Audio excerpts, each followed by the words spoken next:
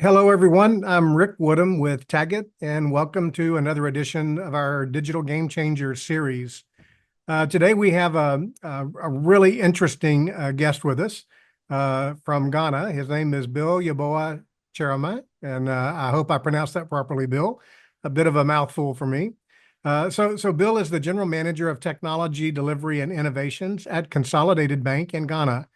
He's got more than 20 years of experience in the technology sector, and he's got expertise across a diverse set of industries, including education, telecommunication, oil, finance, consulting. So he's been around a while and been around the block a few times.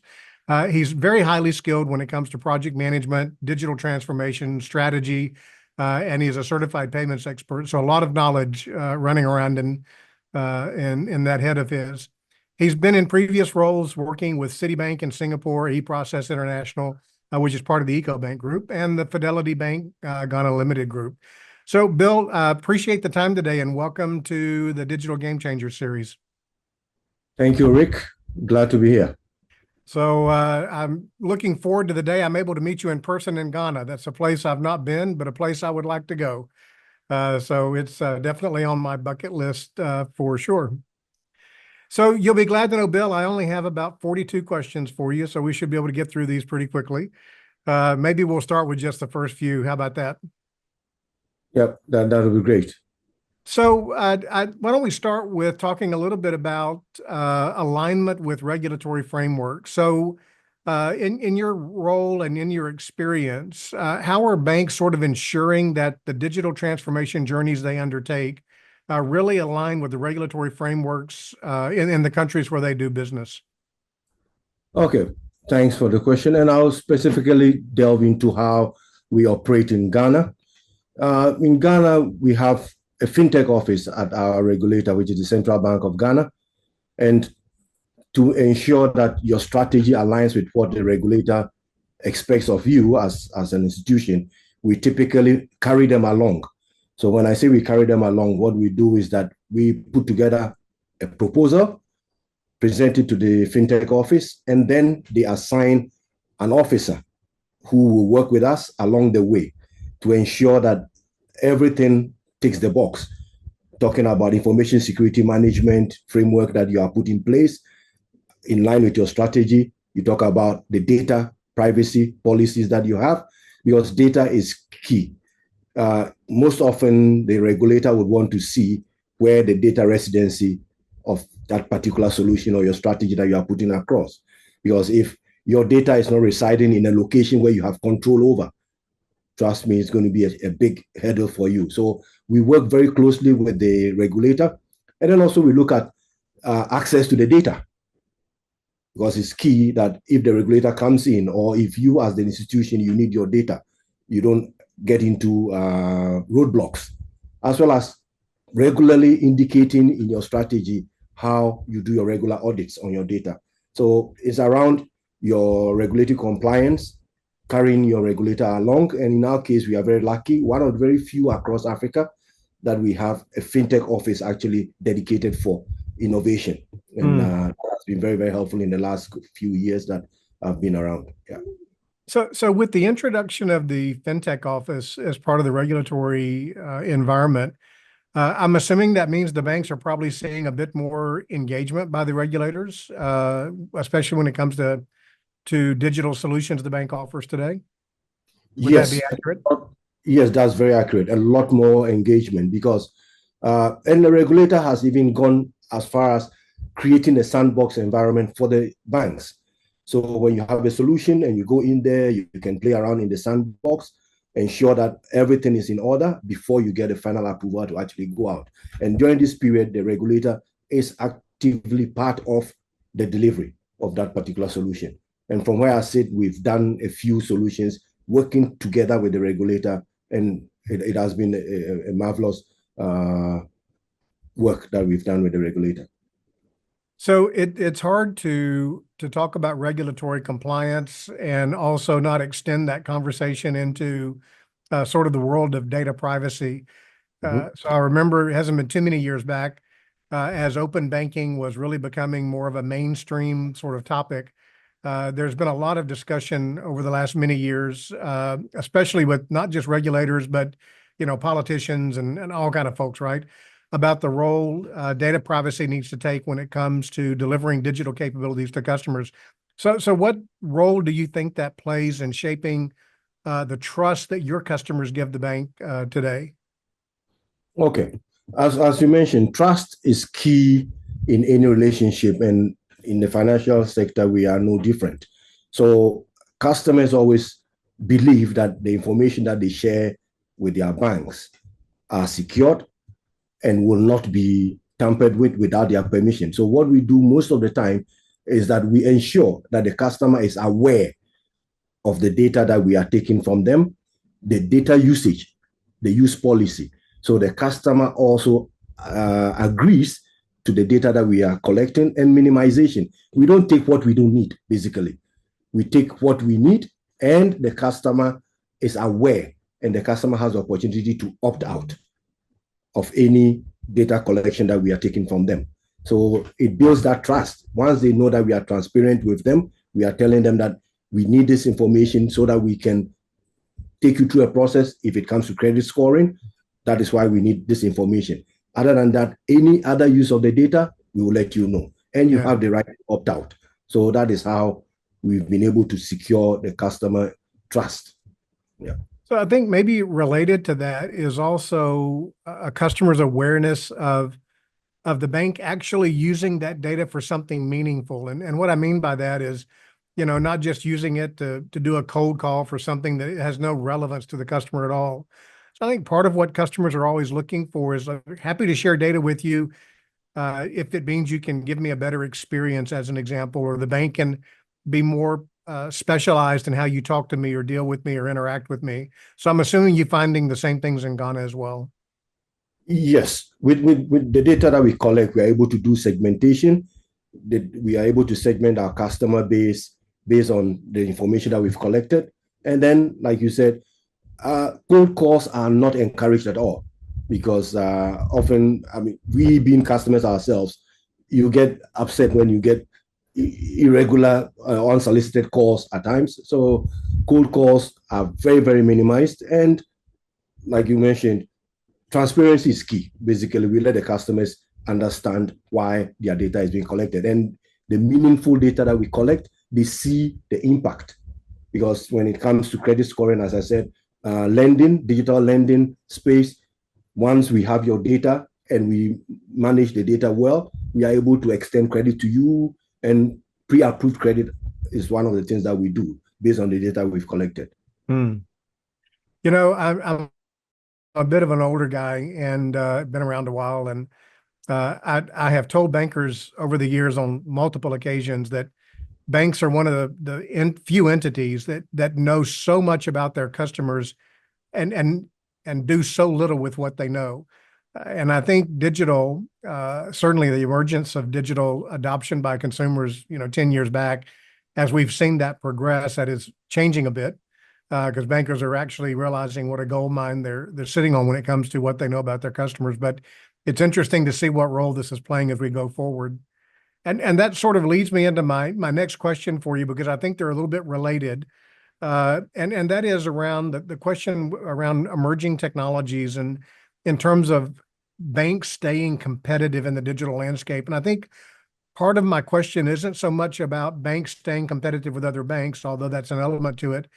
But these days, it's almost about banks staying competitive with how customers' expectations are being set on the retail side, as an example, or how some of the fintechs have really upped their game when it comes to the customer experience.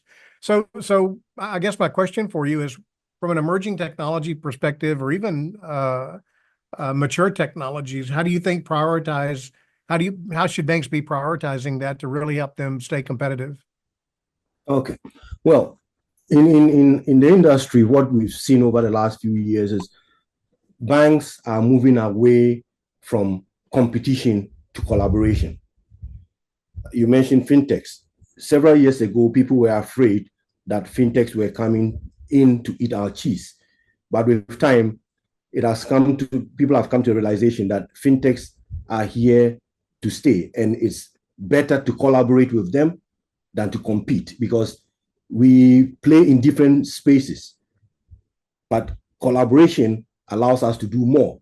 And some of the things that we do with fintechs, for example, is through open APIs. So we have a lot of data, as you mentioned. We have the customer trust. The fintechs have that issue with trust. So with open APIs, we are able to collaborate with remittance organizations, MTOs, where they consume APIs from our end, and then they are able to seamlessly do transfers to a customer's wallet, for example, or a customer's account. And for the customer, it's about getting served. So between the fintechs and ourselves, we put the customer needs first. And then through open APIs, we are able to collaborate. And then now we are moving away a lot from building blocks all the time.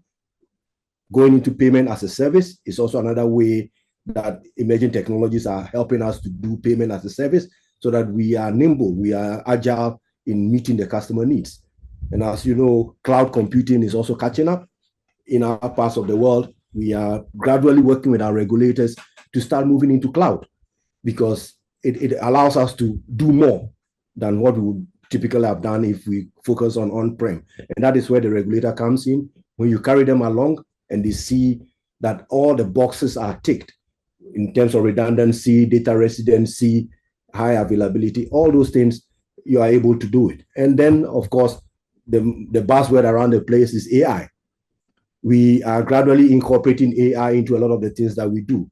I mentioned credit scoring. We are using AI a lot. Fraud detection, KYC, because these days things are going digital. So we use a lot of as well. So those are the areas. And then in Ghana, we have our ECD, which is not the typical blockchain, but it's a digital currency that based on fiat currency that we are also embarking on. So yeah, the emerging technologies, the future is bright, and we see ourselves working closely with the world to catch up. So I'm reminded, because you've mentioned the word trust a number of times, which is obviously very important when it comes to a consumer and their finances. But I remember growing up as a kid, my dad reminded me regularly that, Rick, trust is something that's earned, not just freely given.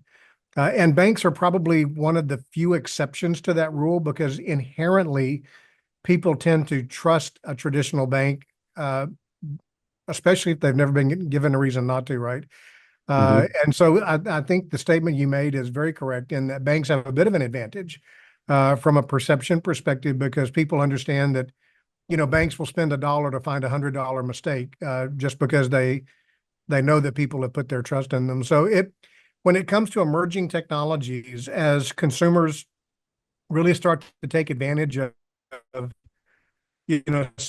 especially some of the AI technologies from an engagement perspective, if that level of trust is not there, I think adoption of those will be a bit slower. So I think it's all very interrelated. Yes, very much so, very much so. And we see ourselves working closely to ensure that that trust that has been built is not eroded easily. Because when customers give you their money, as they said, as you mentioned, it's important that you secure that transaction that they do online. Because security is always going to be a problem for us. Data loss and so on, data breaches. So we ensure that we are up to the top-notch solutions are in place. Yeah.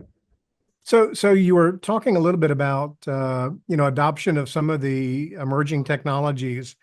As you look across the market in Ghana, what do you think some of the hurdles are that banks are facing, especially when it comes to not just adoption of the technology, but the ability to scale that technology and make it meaningful to the customer base? What kind of hurdles do you think exist in doing that today? Well, typically, the first hurdle is money, because money moves the whole wheel. So once you have the funds available for you, you will be able to do more. But then comes in the regulator side of things, risk versus innovation. So it's whether the regulator wants to be an impediment or a facilitator.